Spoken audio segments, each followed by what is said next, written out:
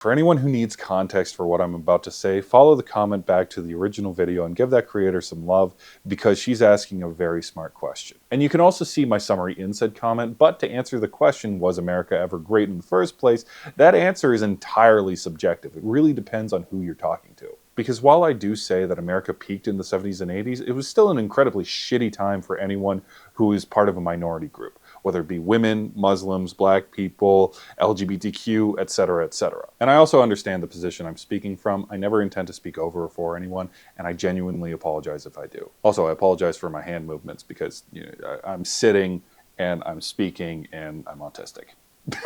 But if you want reasons why the 70s and 80s were considered peak for America, it's because it was the height of American industry, the height of American economy. Quality of life was arguably the best during that time, and it had some of the most prominent civil rights movements. But that's a macro level. That's the national level. That's the country in general. Let's actually go down to the individual micro level. Things are going to be different for everybody. But a single 40-hour-a-week income could pay for a house, a family, that 2.42 kids that were raised. I think that was the average during the 70s and 80s, but that's just off the top of my head. And you didn't need college to do any of it. All you needed was a high school degree. And that's something boomers don't understand. The reason everyone is trying to get a college degree is because nobody's hiring without a college degree. And yes, I'm including trades in there because you cannot tell me that trade school is any different than college. Literally, the only difference between trade school and conventional college is that trade schools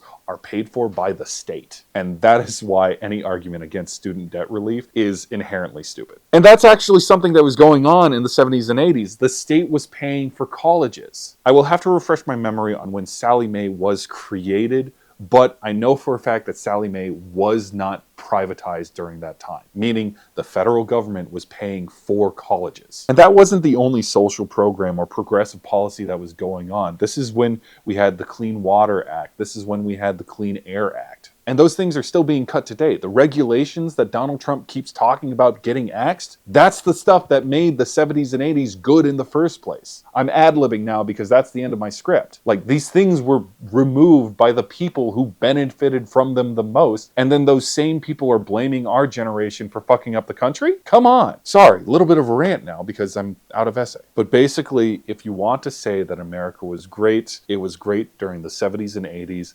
because of leftist policies, or at least what's considered leftist today, which is another thing. The country has drifted to the right. Even some of the most conservative Republican presidents in history are going to be considered liberals today. The country has drifted so much that the Democrats, the Democratic Party, to the rest of the world is considered right-leaning. But centrists want to say, oh, both sides are just the same. It's bullshit. Anyway.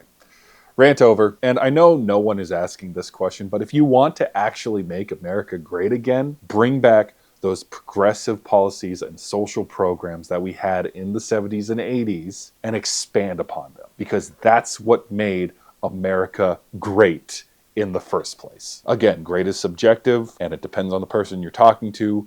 But if you want to know when America was great, I would say the 70s and 80s because of left-leaning policies and programs, or at least what is considered left-leaning today.